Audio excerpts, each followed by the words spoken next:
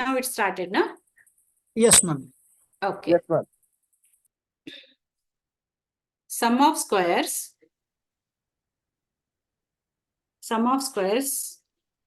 of between, okay, between columns, COLUMNS. Sum of squares between the columns we have to find out.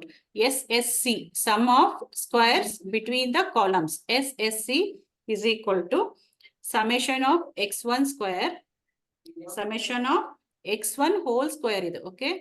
Summation of x1 whole square divided by small n1 ಬರ್ಕೋಬೇಕು, small n1. Next, summation of x2 whole square divided by small n2 plus summation of x3 whole square divided by n3. ನಮಗೆ 5 columns ಅಲ್ವಾ ಇರೋದು, so ಅಲ್ಲಿವರೆಗೂ ನಾವು ಬರ್ಕೊಳ್ಳೋಣ. summation of x4 whole square divided by n4 plus summation of x5 whole square divided by n5. Okay, n column 5 ಇರೋದ್ರಿಂದ we write till n5. So now we will put the values here. Summation of x1 ಎಷ್ಟಿದೆ ಹೇಳಿ? summation of x1 51 whole square divided by n1 ಹೇಳಿ. n1 ಎಷ್ಟಿದೆ? small n1. Small n1 ಎಷ್ಟಿದೆ? Rose ಎಷ್ಟಿದೆ? Small n1 ಅಂದ್ರೆ rose ಎಷ್ಟಿದೆ? 1 2 3 4 4 ಇದೆ ಅಲ್ವಾ ರೋಸ್? 4 ಇದೆ ಮ್ಯಾಮ್. 4. n ಅಂದ್ರೆ ರೋ ಅಂತ ನೀವು ಬೇಕಾದ್ರೆ ಬರ್ಕೊಳ್ಳಿ, ಇದು ವರ್ಕಿಂಗ್ ನೋಟ್ ಅಲ್ಲಿ. n is equal to 4 ಅಂದ್ರೆ ರೋಸ್.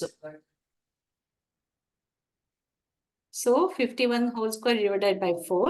So next x2 ಎಷ್ಟಿದೆ? summation of x2 56 whole square divided by 4 plus summation of x3 58 whole square. Yeah, plus summation x4 63 whole square divided by 4 plus 66 whole square divided by 4. So ಇಲ್ಲಿ ಫಾರ್ಮುಲಾದಲ್ಲಿ minus C F ಹಾಕ್ಬೇಕು, minus correction factor. Okay,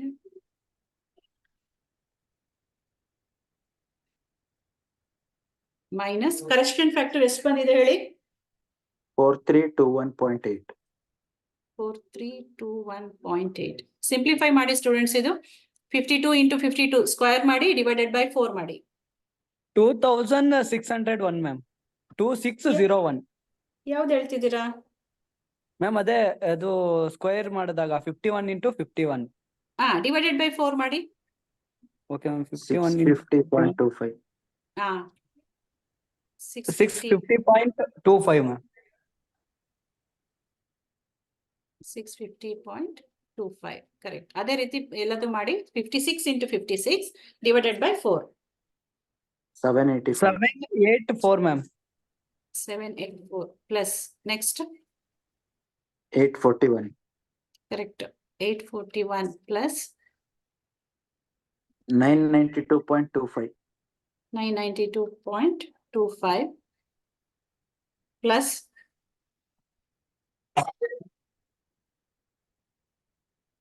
1089.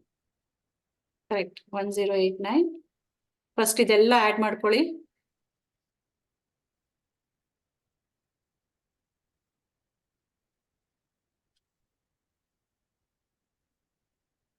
ಎಷ್ಟು ಬರುತ್ತೆ?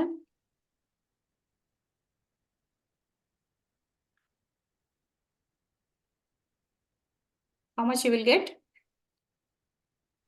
4356.5 ma'am. Okay, 4356.5 minus correction factor 4321.8. How much? 34.7. Correct, 34.7. This is SSC. ಆಯ್ತಾ? So next SSC ಆದ್ಮೇಲೆ next step 7 ನೋಡೋಣ.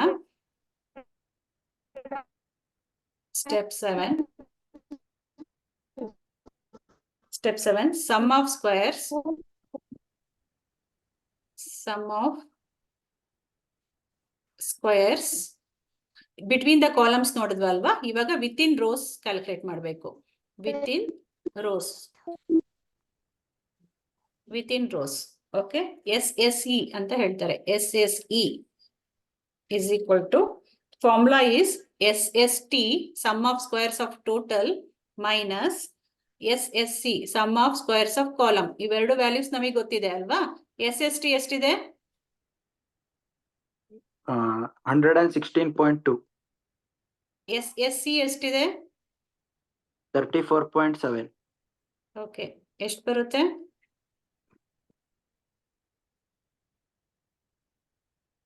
81.25 ಅಲ್ಲ 81.5.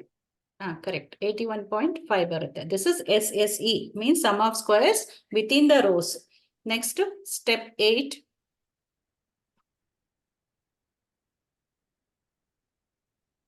Step 8.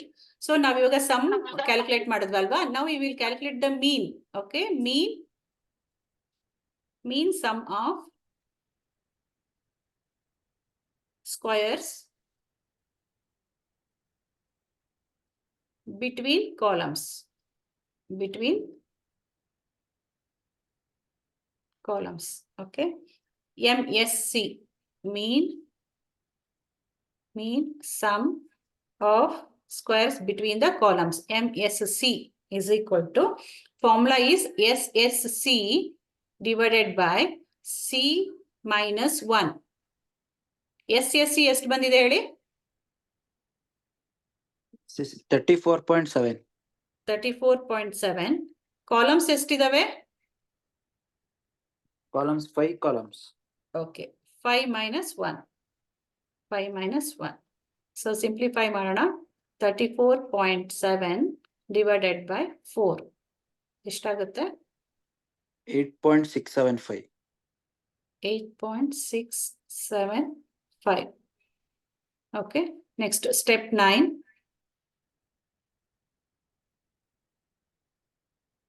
Step 9, mean sum of squares. Mean sum of squares within,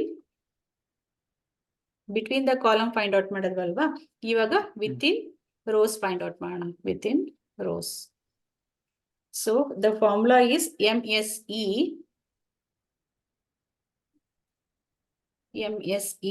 is equal to SSE divided by N minus C. N minus C. So SSC ಎಷ್ಟು ಬಂದಿದೆ? 81.5. 81.5 divided by, so N, capital N ಎಷ್ಟಿದೆ? Capital N.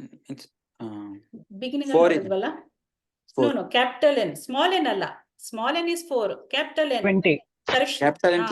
20. Yeah, correction factor ಮಾಡಿದ್ವಲ್ಲ ಅದು 20 minus column is 5. Okay, simplify ಮಾಡಿ. 81.5 divided by 15. ಎಷ್ಟು ಬರುತ್ತೆ? 5.44. 5.43. 5.43. 43.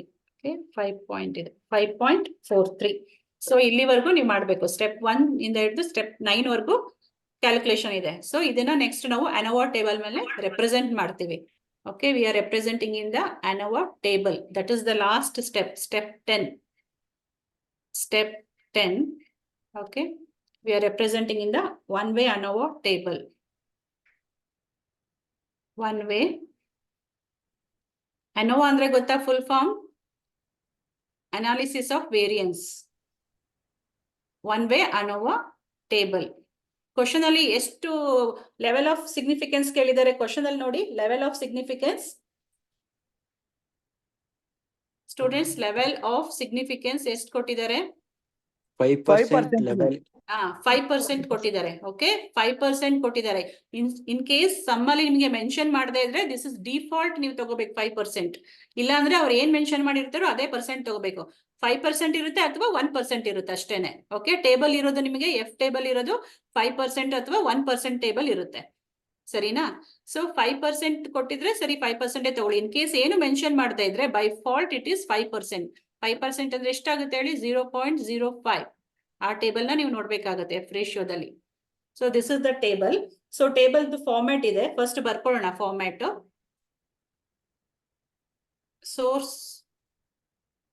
source of variation. Source of variation, first column. Next, sum of squares, second column. Sum of squares. Third column, degree of freedom. Degree of freedom. So next, mean sum of square.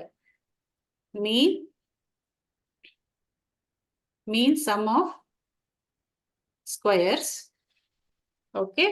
So last one ಬಿಟ್ಟು F ratio. ಇದೇ table ನಮಗೆ ಕೊಟ್ಟಿರ್ತಾರೆ exam ಅಲ್ಲಿ.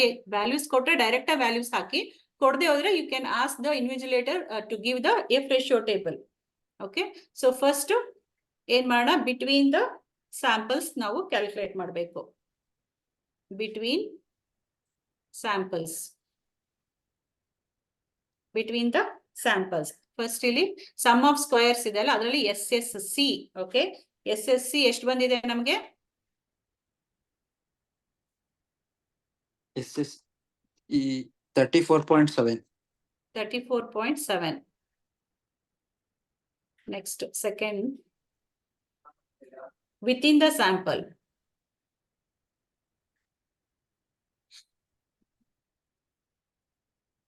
Within the sample.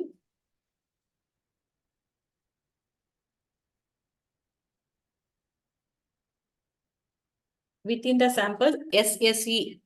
SSE, how much we got? 81.5. 81.5. Okay, next to degree of freedom, we are representing by V1. Okay, V1 is equal to C minus 1. C ಎಷ್ಟಿದೆ? Column ಎಷ್ಟಿದೆ? 5. 5. 5 minus 1. That means V1 is equal to 4. ಆಯ್ತಾ? V1 is equal to 4. Next, V2. Degree of freedom V2 is equal to, the formula is N minus C. N minus C. So N ಎಷ್ಟಿದೆ? Capital N 20. 20 minus column 5. 5. So is equal to 15. V2 is equal to 15. Okay. So V1 ಅಂದ್ರೆ ಏನು, V2 ಅಂದ್ರೆ ಏನಂತ ನಾನು ನಿಮಗೆ table ಅಲ್ಲಿ ಹೇಳ್ಕೊಡ್ತೀನಿ. So this is the degree of freedom. Next, mean sum of squares. Mean sum of squares is MSC. MSC is equal to, how much we got?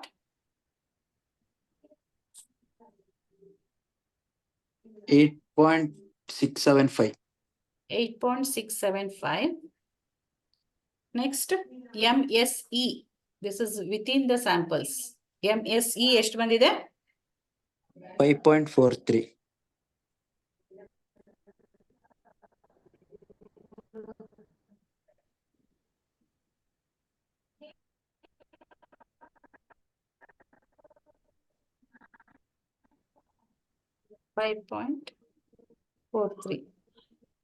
Okay, 5.43. MSE, MSE 5.43.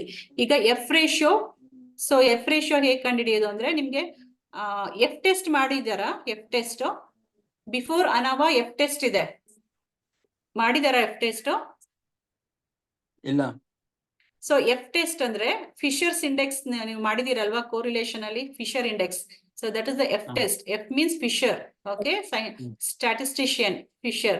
F is equal to, so ನೋಡಿ students, ಇಲ್ಲಿ ಒಂದು note ಇದೆ ಏನಂದ್ರೆ, MSC MSE ಇದೆ ಅಲ್ಲ, ಇದರಲ್ಲಿ larger number ಯಾವಾಗ್ಲೂ numerator ಅಲ್ಲಿ ಇರಬೇಕು. ಅರ್ಥ ಆಯ್ತಾ? ಸೊ ನಾರ್ಮಲ್ ಆಗಿ larger number always should B in the numerator. Suppose ಇಲ್ಲಿ 8.6 ಇದೆ, ಇಲ್ಲಿ 5.4 ಇದೆ. ಸೊ ಇಲ್ಲಿ ನಿಮಗೆ ಏನು ಗೊತ್ತಾಗಲ್ಲ ಆಯ್ತಾ. ನಾನು ಇಲ್ಲಿ ನ್ಯೂಮರೇಟರ್ ಅಲ್ಲಿ 8.67 ಬರೀತೀನಿ. ಸೊ ಕೆಳಗಡೆ 5.43 ಬರೀತೀನಿ. ಓಕೆ, ಸೊ ನ್ಯೂಮರೇಟರ್ ಅಲ್ಲಿ ಯಾವಾಗ್ಲೂ ಲಾರ್ಜರ್ ನಂಬರ್ ತಗೋಬೇಕು. ಇನ್ ಕೇಸ್ ಇದೇನಾದ್ರು ಉಲ್ಟಾ ಇತ್ತು ಅನ್ಕೊಳ್ಳಿ, MSc ಅಲ್ಲಿ 5 ಇತ್ತು ಅನ್ಕೊಳ್ಳಿ, ಆಮೇಲೆ MSE ಕೆಳಗಡೆ 8 ಇತ್ತು ಅನ್ಕೊಳ್ಳಿ, ಬಟ್ ನೀವು 5 ಮೇಲ್ಗಡೆ ಬರೆಯೋಗಿಲ್ಲ. Numerator always will be the larger number. So bracket ಅಲ್ಲಿ ಬರ್ಕೊಳ್ಳಿ, always should be larger number. Numerator ಅಲ್ಲಿ ನೀವು ಬರೆಯುವಾಗ ಲಾರ್ಜರ್ ನಂಬರೇ ಫಸ್ಟ್ ಬರಿಬೇಕು. ಇಲ್ಲಿ ಕೆಳಗಡೆ ಏನಾದ್ರು 8 ಇತ್ತು ಅಂದ್ರೆ ನೀವು MSc ಇದೆಲ್ಲ ಅಲ್ಲಿ ಏನಾದ್ರು 8 ಇತ್ತು ಅಂದ್ರೆ ಅದನ್ನೇ ಬರಿಬೇಕು ಫಸ್ಟ್. ಸೊ 8.675 ಇದೆ ಅಲ್ಲ, ಅದ್ರ ರಿಲೇಟೆಡ್ ಡಿಗ್ರಿ ಆಫ್ ಫ್ರೀಡಮ್ ಎಷ್ಟಿದೆ ಹೇಳಿ? Related degree of freedom 8.67. Related V1 ಎಷ್ಟಿದೆ? 4 ಇದೆ. 4 ಇದೆ. ಸೊ ಇದನ್ನೇ ಫಸ್ಟ್ ಬರಿಬೇಕು. ಇನ್ ಕೇಸ್ ಕೆಳಗಡೆ 8 ಇತ್ತು ಅನ್ಕೊಳ್ಳಿ, ನಾನು ಏನಾದ್ರು 8 ನಾನು ನ್ಯೂಮರೇಟರ್ ಅಲ್ಲಿ ಬರಿತೀನಿ, ಅವಾಗ 15 ನೀವು ಫಸ್ಟ್ ಬರಿಬೇಕಾಗುತ್ತೆ. ಆಯ್ತಾ? ಇದೊಂದು ನೆನ್ಪಿಟ್ಕೊಳ್ಳಿ, ಇಲ್ಲಾಂದ್ರೆ ನಿಮಗೆ ಟೇಬಲ್ ವ್ಯಾಲ್ಯೂ ರಾಂಗ್ ಆಗುತ್ತೆ. ಸೊ ನ್ಯೂಮರೇಟರ್ ಅಲ್ಲಿ always should be a larger number when you are comparing between the MSc and MSE.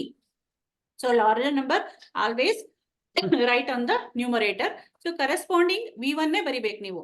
Suppose ಇಲ್ಲಿ ಕೆಳಗಡೆ 8 ಇತ್ತು ಅಂದ್ರೆ 15 ಫಸ್ಟ್ ಬರಿಬೇಕು.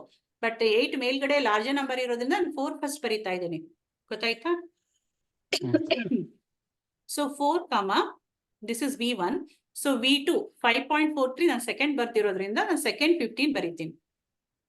4, 15. ಸೊ ಇದೇನಾದ್ರು ಉಲ್ಟಾ ಇತ್ತು ಅಂದಿದ್ರೆ, ಮೇಲ್ಗಡೆ 5 ಕೆಳಗಡೆ 8 ಇತ್ತಿದಂದ್ರೆ ಬರೆಯೋದ್ ಮಾತ್ರ ಹೀಗೇನೆ, ಆದ್ರೆ ಇದು V1 V2 ವ್ಯಾಲ್ಯೂ ಚೇಂಜ್ ಆಗುತ್ತೆ. ಸೊ ಮೇಲ್ಗಡೆ ಏನಾದ್ರು ಇಲ್ಲಿ ಕೆಳಗಡೆ ಏನಾದ್ರು 8 ಇತ್ತು ಅಂದ್ರೆ ನೀವು ಫಸ್ಟ್ 15, 4 ಬರಿತೀರಾ. ಈ ಮೇಲ್ಗಡೆನೆ 8 ಲಾರ್ಜರ್ ನಂಬರ್ ಇರೋದ್ರಿಂದ 4, 15 ಬರ್ದಿದ್ದೀನಿ ನಾನು. ಓಕೆ, ಮೇಲ್ಗಡೆ ಯಾವ್ದು ಲಾರ್ಜರ್ ನಂಬರ್ ಬರ್ತಿರ್ತೀರೋ ಅದ್ರ ಕರೆಸ್ಪಾಂಡಿಂಗ್ ಡಿಗ್ರಿ ಆಫ್ ಫ್ರೀಡಮ್ ಬರಿಬೇಕು. 4, 15 ಬರಿಬೇಕು. ಆಯ್ತಾ? ಇದನ್ನ ಡಿವೈಡ್ ಮಾಡಿ.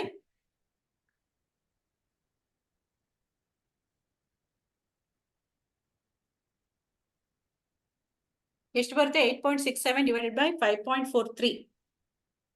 How much you will get? 1.59. 59. Okay, 1.59. So this is the calculated value. Okay, ಇವಾಗ ನಾವು ಕನ್ಕ್ಲೂಷನ್ ಬರಿಬೇಕು. Last step conclusion.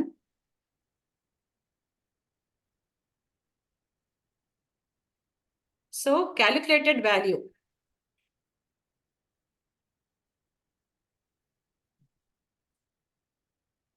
Calculated value ಎಷ್ಟು ಬಂದಿದೆ ನಮ್ಗೆ? 1.59 ಬಂದಿದೆ. ಓಕೆ, ಈಗ ನಾವು ಟೇಬಲ್ ವ್ಯಾಲ್ಯೂ ನೋಡ್ಬೇಕು. ಟೇಬಲ್ ವ್ಯಾಲ್ಯೂ ನಾವು ಕಂಪೇರ್ ಮಾಡಬೇಕು. ಟೇಬಲ್ ವ್ಯಾಲ್ಯೂ ನಾನು ಶೇರ್ ಮಾಡಿದ್ದೀನಿ ಅಲ್ವಾ? 5% ಲೆವೆಲ್ ಆಫ್ ಸಿಗ್ನಿಫಿಕೆನ್ಸ್ ಸಂಬಲ್ ಕೊಟ್ಟಿರೋದ್ರಿಂದ we are taking 5% level of significance. So open ಮಾಡಿ PDF F ratio table open ಮಾಡಿ.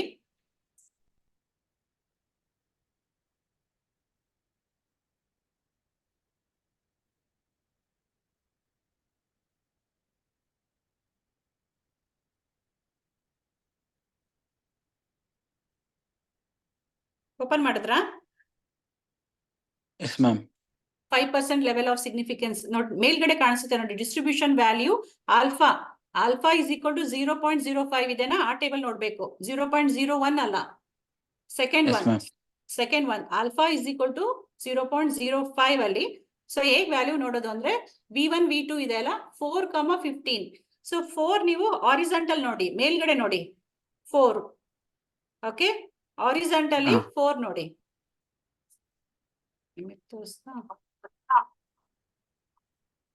3.06. ಹಾರಿಜಾಂಟಲ್ ಅಲ್ಲಿ 4, 15 ಹಾಗೆ ಕೆಳಗಡೆ 15 ಗೆ ಬನ್ನಿ. ಎಷ್ಟು ಬರುತ್ತೆ? 3.06. ಕರೆಕ್ಟ್, 3.06. ಎಲ್ರಿಗೂ ಗೊತ್ತಾಯ್ತಾ? ಈ ರೀತಿ ನೀವು ಇಲ್ಲಿ 4 ವ್ಯಾಲ್ಯೂ ನೋಡ್ಬೇಕು. ಸೊ ಇಲ್ಲಿ ಕೆಳಗಡೆ ಎಷ್ಟು? 15 ವ್ಯಾಲ್ಯೂ ನೋಡ್ಬೇಕು. So this value you have to write 3.06. Got it? Okay, ಇವಾಗ ನಾವು ಕಂಪೇರ್ ಮಾಡೋಣ. ಕ್ಯಾಲ್ಕುಲೇಟೆಡ್ ವ್ಯಾಲ್ಯೂ ಮತ್ತೆ ಟೇಬಲ್ ವ್ಯಾಲ್ಯೂಗೆ ನಾವು ಕಂಪೇರ್ ಮಾಡಬೇಕು.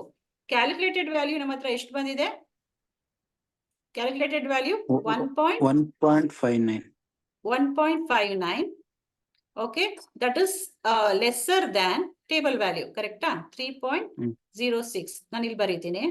ಸೊ ಇಲ್ಲಿ ನೋಡಿ, calculated value 1.59 is less than the table value 3.06.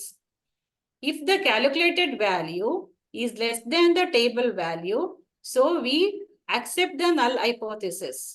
This is the condition. We accept the null hypothesis H0. when the calculated value is less than the table value, we accept the null hypothesis. So null hypothesis statement ಏನಿದೆ ಹೇಳಿ? Null hypothesis statement. No significant difference between 5 candidates. Yeah, there is no significant difference in the performance of the 5 candidates. ನೀವು ಇದನ್ನ ಬರಿಬೇಕು ಕೆಳಗಡೆ conclusion ಅಲ್ಲಿ ಬರೀತೀರಲ್ವಾ? So then you have to write after this, you have to write there is no significant, ಇಲ್ಲಿ ಬರಿಬೇಕು ನೀವು. So there is no significant difference. First ನೀವೇನ್ ಬರ್ಕೊಂಡಿರ್ತೀರಾ ಅದನ್ನೇ. There is no significant difference in the performance of in the performance of 5 candidates. Means you accepting the null hypothesis. There is no difference ಅಂದ್ರೆ ಏನರ್ಥ? So candidates ಮಧ್ಯೆ ಯಾವುದೇ difference ಇಲ್ಲ, means they are equal ಅಂತ. A is equal to B is equal to C is equal to D ಅಂತ ಅರ್ಥ ಅದು. Okay, ಎಲ್ಲ ಕ್ಯಾಂಡಿಡೇಟ್ ಪರ್ಫಾರ್ಮೆನ್ಸ್ ಕೂಡ ಸೇಮ್ ಇದೆ ಅಂದ್ರೆ they are equally performing. There is no significant difference means that is equal ಅಂತ ಅರ್ಥ. ಓಕೆ, ಫಸ್ಟ್ ನಲ್ ಹೈಪೋಥೆಸಿಸ್ ಏನಿದೆ ಅದೇ ಸ್ಟೇಟ್ಮೆಂಟ್ ನೀವು ಬರಿಬೇಕು when we are accepting the ನಲ್ ಹೈಪೋಥೆಸಿಸ್. ಅರ್ಥ ಆಯ್ತಾ? Yes, ma'am. ಏನಾದ್ರು ಡೌಟ್ಸ್ Yes, ಇದ್ರೆ ma'am. ಕೇಳಿ, ಏನಾದ್ರು ಡೌಟ್ಸ್ ಇದ್ರೆ ಕೇಳಿ, ವೈಂಡ್ ಅಪ್ ಮಾಡೋಣ. ಸೊ ನೆಕ್ಸ್ಟ್ ಕ್ಲಾಸ್ ಅಲ್ಲಿ ನಾನು 2021 ಕ್ವಶನ್ ಪೇಪರ್ ಸೇಮ್ ಕೇಳಿದಾರಲ್ವಾ, ಇದು ಅನೋವಾ ಒಂದು ಸೇಮ್ ಸಮ್ಸ್ ಇದೆ, ನೀವು ಟ್ರೈ ಮಾಡಿ, ನಾನು ನಾಳೆ ಸಾಲ್ವ್ ಮಾಡ್ತೀನಿ ಅದನ್ನ. ಗ್ರೂಪ್ ಅಲ್ಲಿ ಒಂದು ಶೇರ್ ಮಾಡಿದ್ರಲ್ಲ 2021 ಅನ್ಸುತ್ತೆ, ಅಲ್ಲ 2022 ಸಮ್ ಇದೆ ಅಲ್ಲ, ಅದನ್ನ ಮಾಡೋಣ ನಾಳೆ. ಸೇಮ್ ಅನೋವಾ ಸಮ್ಮೆ ಅದು, one way ANOVA, banking, manufacturing, fashion retailing ಇದೆಲ್ಲ ಅನೋವಾ ಸಮ್ಮೆ same. You try it. If you don't know, I will solve it again tomorrow. ಸರಿನಾ? ಅದರಲ್ಲಿ ಹೇಳಿ. ಅದರಲ್ಲಿ 1 and 5% ಕೊಟ್ಟಿದಾರಲ್ಲ, ಅದೇನ್ ಮಾಡೋದು? ಹೌದು, ಎರಡನ್ನು ನೀವು ನೋಡ್ಬೇಕು, ಎರಡು ಟೇಬಲ್ ಅಲ್ಲೂ ಚೆಕ್ ಮಾಡ್ಬೇಕಾಗತ್ತೆ. 5% ಟೇಬಲ್ ಅಲ್ಲಿ ವ್ಯಾಲ್ಯೂ ಬರ್ಕೋಬೇಕು, ಮತ್ತೆ 1% ಟೇಬಲ್ ಅಲ್ಲೂ ವ್ಯಾಲ್ಯೂ ಮಾಡ್ಕೊಂಡು ಕಂಪೇರ್ ಮಾಡಬೇಕು. Computed value with 5% of level of significance and again computed value with 1% of level of significance. ಎರಡರಲ್ಲೂ ನೀವು ಕಂಪೇರ್ ಮಾಡ್ಬೇಕಾಗತ್ತೆ. ಅವ್ರು ಎರಡು ಕೊಟ್ಟಿದ್ದಾರೆ, ಎರಡು ಕೇಳಿದಾರಲ್ವಾ. 1% ಟೇಬಲ್ ಕಳಿಸಿದೀನಿ ನಾನು. First table is 1%, 0.01. Alpha is equal to 0.01. Second 5% ಅಂದ್ರೆ 0.05. ಸೊ ಎರಡು ಟೇಬಲ್ ವ್ಯಾಲ್ಯೂ ತಗೋಬೇಕು, ಸೆಪರೇಟ್ ಆಗಿ ನೀವು ಕ್ಯಾಲ್ಕುಲೇಟ್ ಮಾಡಬೇಕು. CV ವ್ಯಾಲ್ಯೂ, TV ವ್ಯಾಲ್ಯೂ ಅಂದ್ರೆ calculated value and table value compare ಮಾಡಬೇಕು. ಬಟ್ ಸಿಮಿಲರ್ ಸಮ್ ಇದು, ಆಯ್ತಾ? ತುಂಬಾ ಈಸಿ ಇದೆ, ಬಟ್ ಸ್ಟೆಪ್ಸ್ ಲಾಂಗ್ ಅನ್ಸುತ್ತೆ, ಬಟ್ ಮಾಡ್ತಾ ಹೋದ್ರೆ ನಿಮ್ಗೆ ಈಸಿ ಆಗುತ್ತೆ. ಸೊ ಐ ವಿಲ್ ರಿಪೀಟ್, ನಾನು ಏನೇನ್ ಮಾಡಿದೆ ಅಂತ ಹೇಳ್ತೀನಿ ನೋಡಿ. ಸ್ಟೆಪ್ 1 ಅಲ್ಲಿ ಫಸ್ಟ್ ನೀವು ಹೈಪೋಥಿಸಿಸ್ ನ ಫಾರ್ಮುಲೇಟ್ ಮಾಡ್ಕೋಬೇಕು, ಕ್ವಶನ್ ಅಲ್ಲೇ ಇರುತ್ತೆ ನಿಮ್ಗೆ. ಸೊ ಇದಕ್ಕೆ ಹೈಪೋಥಿಸಿಸ್ ಹೇಳಿ, 2022 ಕ್ವಶನ್ ಪೇಪರ್ ಇದೆ ಅಲ್ಲ, you try to tell me the hypothesis, how you write H0. ಹೇಗ್ ಬರೀತೀರಾ? First, there is no significant, it is common, okay? There is no significant difference. There is no significant difference between three candidates. No, candidates ಕೇಳ್ತಾ ಇಲ್ಲ ನಾನು. 2022 question paper ಅಲ್ಲಿ case study ಇದೆ ಅಲ್ಲ, Yes, ma'am. ಅದನ್ನ ಕೇಳ್ತಾ ಇದ್ದೀನಿ. ಹೇಗ್ ಬರೀತೀರಾ?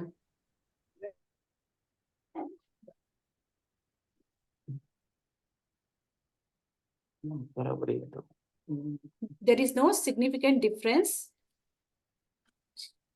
between psychological health ratings of corporate executives in the field of banking, manufacturing and fashion retailing. Okay. So ಇಲ್ಲಿ ಏನ್ ಕೇಳಿದ್ದಾರೆ ನೋಡಿ, can we consider the psychological health of the corporate executives? So corporate executives ನ ತಗೊಂಡಿದ್ದಾರೆ, ಯಾವ್ಯಾವ sector ಇಂದ ತಗೊಂಡಿದ್ದಾರೆ? Banking sector, manufacturing sector and fashion retailing sector. 3 sector ಇಂದ ಕಾರ್ಪೊರೇಟ್ ಎಕ್ಸಿಕ್ಯೂಟಿವ್ಸ್ ನ ಸೈಕಾಲಜಿಕಲ್ ಟೆಸ್ಟ್ ರೇಟಿಂಗ್ಸ್ ಇದು. ಓಕೆ, ಅಲ್ಲಿ ಒಂದೇ ಒಂದು ಕ್ರೈಟೀರಿಯಾ ಇರೋದು. Okay, this is the only one criteria they are asking. ಏನ್ ಕೇಳ್ತಾ ಇದ್ದಾರೆ ಅಂದ್ರೆ psychological health corporate executives in the given fields ಇದೆ. So you test the psychological health of the ratings ಅಂತ ಕೇಳಿದ್ದಾರೆ. That is only one criteria, that's why it is one way ಅನೋವಾ. ಗೊತ್ತಾಯ್ತಾ? ಇದು ಹೇಗೆ ನಾವು ಒನ್ ವೇ ಹೇಗೆ ನಾವು ಡಿಟರ್ಮೈನ್ ಮಾಡ್ತೀವಿ ಅಂದ್ರೆ, ಒನ್ ಟೈಪ್ ಆಫ್ ಕ್ವಶನ್ಸ್ ಕೇಳಿದ್ರೆ ಅದು ಒನ್ ವೇ ಅನೋವಾ. ಓಕೆ, ನಾಳೆ ಈ ಸಮ್ನ ನಾನು ಸಾಲ್ವ್ ಮಾಡ್ತೀನಿ.